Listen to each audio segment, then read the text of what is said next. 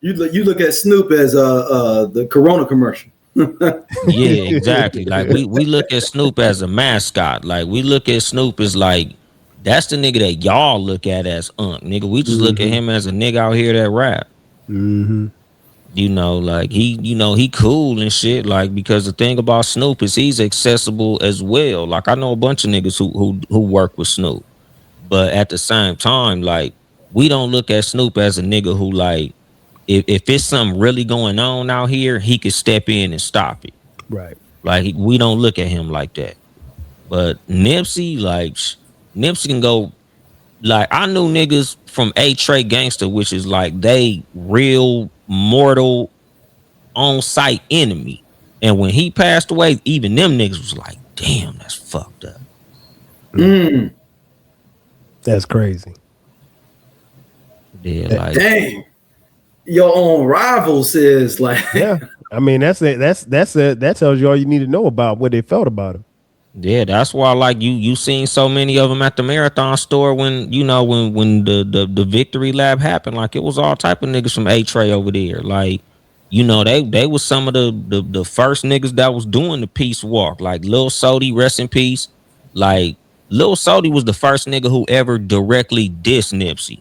You know, and them niggas, even they got cool because even he was like, I can't do nothing but respect this nigga. Like, you know, he dissed him because at the time that he dissed him, this is when Nipsey was still doing the Bullets series. So like this when Nipsey was still on the grind, passing out mixtapes. So didn't nobody even look at Sody crazy for it because it's like, of course you're gonna diss him, nigga. Y'all niggas don't get along, right? Yeah, but you know, like right. Later on, it was like a mutual respect. Like, nigga, we both really from where we from. So, you know, when everything was said and done, like, you know, Sody reached out like, come on, my nigga. Like, we did this is much bigger than that. You know, like Nipsey transcended gangbanging. You know, I got a question I want to ask just on that point right there. Yeah. I noticed earlier in his mixtape series, particularly as I've been able to go back over these years, you know, make no mistake, you knew where he was from. He told you he was from '60s, but you found as he got closer and closer to Victory Lap, it seemed like the references to '60s or gangbanging in it just all together kind of, I'm not gonna say went away, but he didn't focus on it as much or even talk about it as much. Why do you think that is, Dolemite? Because after a certain age and stage in your life, you get past it. Okay. Like, you know, like I tell niggas that like that's not from out here. Like a lot of us don't get put off. A lot of us just walk off. Like we don't have to get jumped out the gang. Like it ain't like it's some dishonorable discharge. Like nigga, all it takes is for you to get a good job.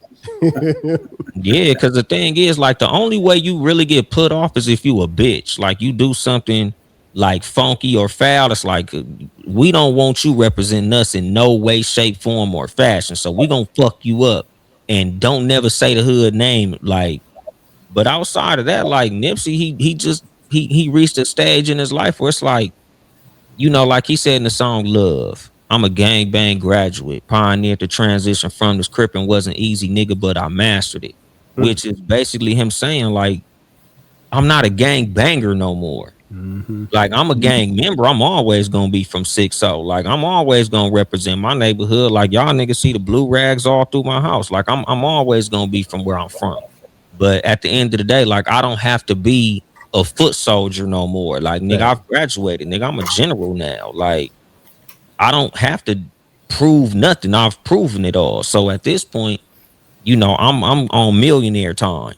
Like I'm on mogul time. I'm on boss time. Like that was that. The Bullet series, that was gangbanger Nipsey. Yeah. Marathon and anything after that, nigga, this is boss Nipsey. So, you know, he just intellectually transcended it. He was beyond it.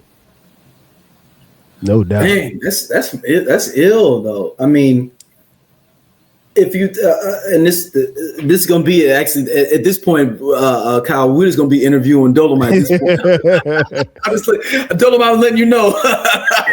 Well, you gotta remember, I talk to this dude every week, so I mean, like, yeah, I'm just saying I got this random question, so I'm just gonna put them out there and whatnot, though. So man, listen, we'll get on the phone and talk. Dolemite, we probably like it's rare for us to 6-7 talk less than an hours. hour and a half. Yeah. We always on the phone for about at least an hour and a half, at least.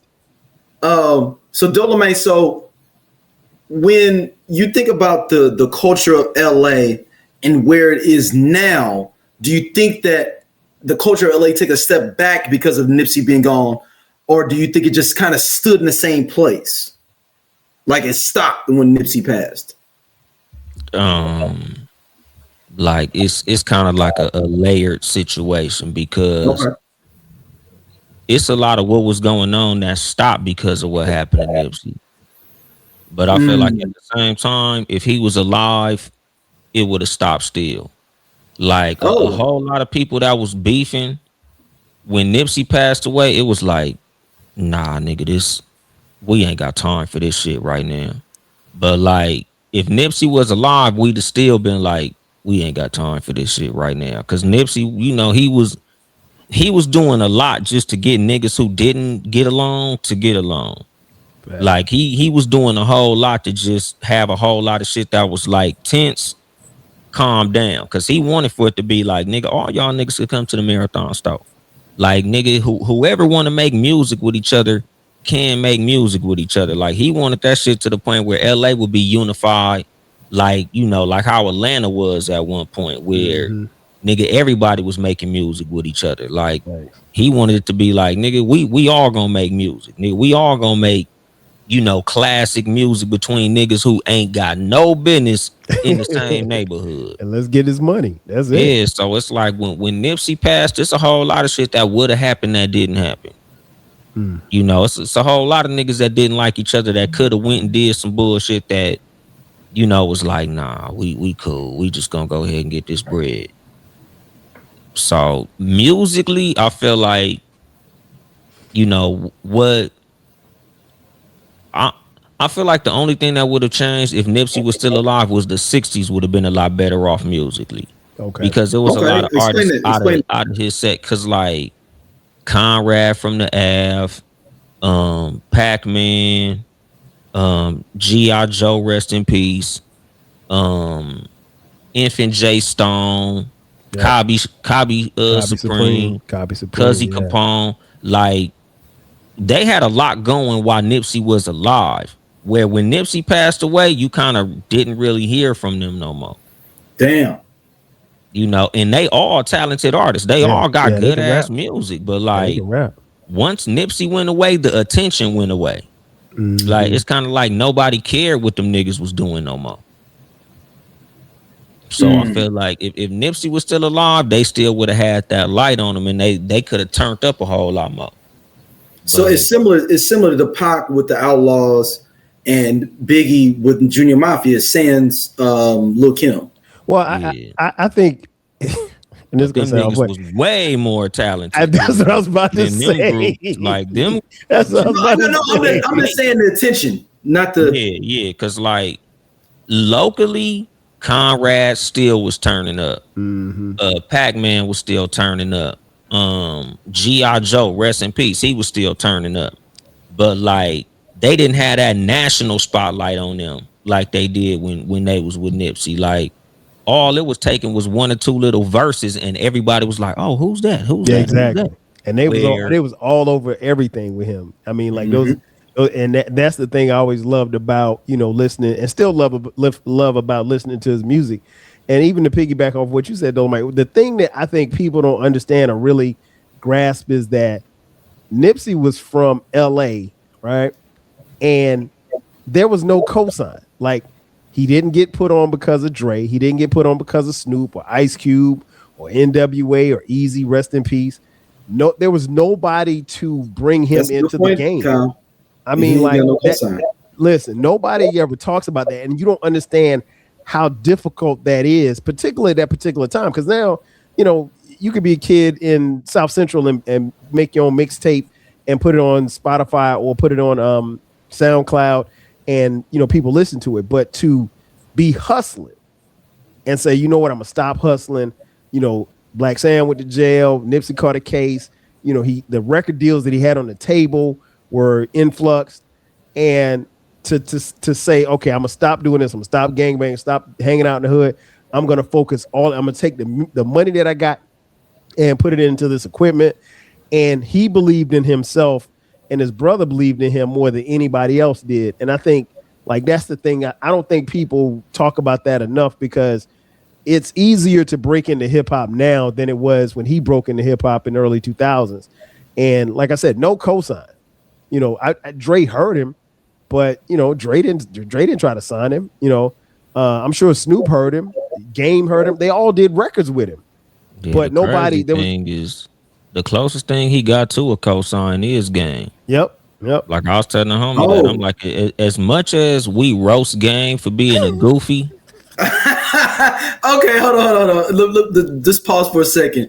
So I just thought that was just us outside of Cali. That would be like, man, no, nigga a clown.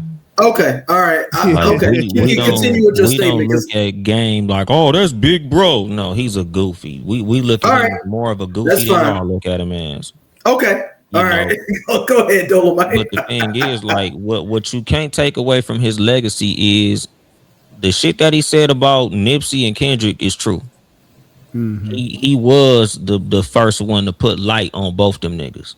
Like we can't take that away from him. Like as much as you can clown him for being a goofball, like he literally put Nipsey and Kendrick on, because there was a time when there was nothing that came out this motherfucker that anybody cared about. Like we was basically blackballed out of hip hop at that point. And Game was only one, right? Exactly. Yep. And with that light that he had, he did shine it on a lot of niggas out here. Like we can't take that from him. Like, as much as he coming off as being jealous of Kendrick now, like he was the nigga that was bringing Kendrick on tour. Like he was a nigga that was bringing Kendrick on radio stations to, kick his little freestyles and do his thing. Like Game did help a lot of niggas get on. Yeah, because he was on the Game's album. Which album was that? I'm looking it up now. And it was like when Kendrick was first bubbling, he had just dropped his album, but he was on there as well. I'm pulling it up now. And he shouted him out. It's the Red album. Oh, okay. Yeah. I think it was on LAX too. Yeah. But I mean, like he was, like I said, to do that and not have a cosign, as far as like, and I mean Game cosign for him, but what I mean is, like just being on somebody's label or being somebody's artist or whatever that. He didn't come through the ecosystem. No, most at all. LA niggas come through at all, and that's crazy because like it's so much. And we Dolemite and I and Baylor talk about it all the time about how much talent is out there, and at that particular time, like Dolemite said, it was really tough to break through. I don't know, and I guess because I was moving around outside, I didn't really, you didn't really pay attention to it. But like my wheelhouse as far as hip hop was concerned, when it came to West Coast LA, more specific, was the 90s. That's when like all of this, everything that came out, we was rocking. And then there was a time that it got real quiet out there. And it wasn't that they didn't have talent, because we always knew the talent was there. But, to have somebody like Nipsey bubbling like that and literally and figuratively came out of nowhere. And like I said, I don't think people talk about that enough, man, because that dude was special. And you don't get that kind of talent and that kind of drive and everything that comes with it without being somebody and being, like you just know that person's a star. It's interesting y'all say that. So with the West Coast as a whole, are y'all both, and even more Dolemite to you with this, does the West Coast hip hop scene period take a couple of steps back or to be able to take over and do their thing because of Nipsey's passing?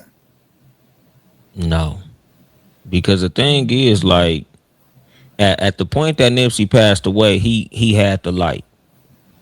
Right. So it's like it was a vacuum until Kendrick came and did what he did. Like we was, the thing about LA is we don't make music for the rest of the country. We make music for us. Y'all do. Y'all like the Bay. Yeah, like y'all on the Bay don't care. Yeah, we make what we like. So if y'all like it, that's cool. But like, we not trying to, quote unquote, go mainstream. Like, we do what we think is cool.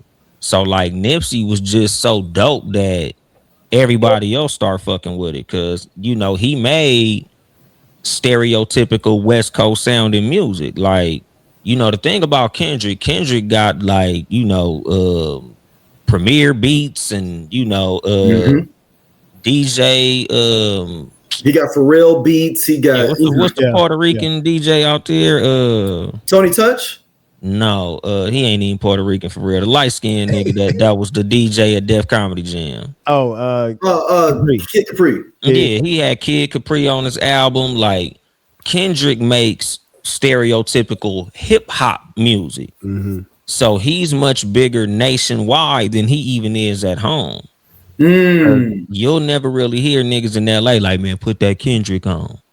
Like, nigga, we'll ride for Kendrick. We'll beat you up behind Kendrick. But like, we not really listening to Kendrick like that. Like, he's not nothing that LA niggas is really bumping like that. Like the hip hop niggas listen to Kendrick, but like he not no artist that niggas in LA listening to. Like, you wouldn't hear niggas riding up the street listening to no Kendrick. Like, we was listening to Nipsey because Nipsey sound like LA. Kendrick is just a dope ass rapper. So, you know, we gonna bang for ours because he from here. But like, that nigga he not the music that niggas out here listen to like that. And you know, it's funny. Dolemite and I talked about this before. D, you know, when you talk about Kendrick, it's like, and you talk about LA more specifically. LA, you can go to any different neighborhood or whatever like that, and there may be neighborhoods that clash, and we saw this at the pop out. Neighborhoods that ain't got no business even looking at each other was at that pop out, but they were together, unified for Kendrick, and that's what we saw because, you know, it was about, you know, the disrespect, and we talk about it quite a bit. You know, there was a disrespect in music coming from Drake and his camp, and all of these New York, East Coast, all these other people who basically shitted on the music. And I mean, I'm not going to rehash the Kendrick Drake beef, but I don't put on the East Coast. That's just random people though. I mean, you know, we can shoot the East Coast into the time. The reason why I say East Coast is because New York more specific, and I love New York, you know that. Yeah, it's they felt a way, and they didn't have to feel a way because Drake got into something that he got into a battle he wasn't going to win anyway. But I know a lot of East Coast cats that do not fuck with Drake though, so that's what I'm saying. Like, well, the thing is, the reason that like, and I'm gonna add on to what 12 Kyle said because we do say the East Coast because when you look at a lot of New York radio, a lot of dudes from out there, a lot of the talking heads, the hip hop media from that side, they was all siding with Drake. You would hear Charlemagne trying to side with Drake, like you would hear, you know, what's not Clue, Flex, Flex Hogan, like a lot of them anti-West Coast dudes, like it's a lot of motherfuckers. Philadelphia, like a lot of them dudes was trying to, man, Drake got him one, you know, Cam and Mace. Oh man, you heard what Drake did? Oh man, get off his dick, my nigga. So it goes to a thing of like it's a West Coast, like basically it's almost like a Detroit versus everybody, West Coast versus everybody. It's always been that way. I mean, like I can remember. No, go ahead. I'm sorry, Dolemite. Yeah, because the thing is, like a lot of niggas try to act like they fuck with us, but they don't. Like, you know, like they only sided with Drake because he was against us. Like the same niggas who was calling Drake corny, i.e. Charlemagne, nigga, there's 2-3 genders, you know, or what's that, three sexual orientations, straight, gay, and Drake. Like, you was hating Drake until it was anti-West Coast. Now all of a sudden, oh man, Drake is doing his thing. Oh man, look at Drake. Right. Don't dick ride to hate us, my nigga. Like, you know, like Kendrick would say, like, nigga, say it with your chest, nigga. If you don't like us, nigga, say that shit. Like, we don't like y'all neither. You know, because that's the thing. Like the pop out was basically us showing people like we could give a fuck less what you think about us. Like, nigga, we love us. Even though we might fight amongst each other, nigga, we love us. Yep. That's one thing you took from it, because it's like I said, you could look in that crowd, and you didn't have to be from LA to understand that. No. It was the people in there that was standing right next to each other that would probably take each other's head off if Kendrick Lamar wasn't in that building. And it's always been a bias, and I talked about it on the podcast before, and I got a couple of episodes coming up talking about it too. Like, and I'll use this as an example. I can take it back to NWA. I was listening to Dope Man the other day. When you listen to Dope Man, that song sounds like something that was made for a specific set of people in a specific part of the country, and they don't care about what you think about it because it didn't sound like Run DMC, didn't sound like LL, and it was unapologetically for them. It just so happened that it reached a kid in Florence, South Carolina. It just so happened that it reached a kid in St. Louis, Missouri. So that's what happened, and that was the beauty of the music, because they continuously made music for themselves. They just, like Dolemite said, we just happened to catch on to it and like it. But there was bias. New York was on their own shit for a long time. Oh, for sure. Come on now. Yeah. They did it to the South. What if DOC never got into that car accident? What if Ice Cube didn't leave NWA? What if the Game never leaves G-Unit? What if Teddy Riley never moves to Virginia? What if we got that J. Cole and Kendrick album? What if the RZA would have never had that flood? How would the hip-hop world sound today? Welcome to Hip Hop What Ifs, the podcast where we dive into the biggest what could have beens in hip-hop history. From iconic album delays to game-changing partnerships that never happened. We reimagine the culture we love and explore its alternative paths. And you are now at Hip Hop What Ifs.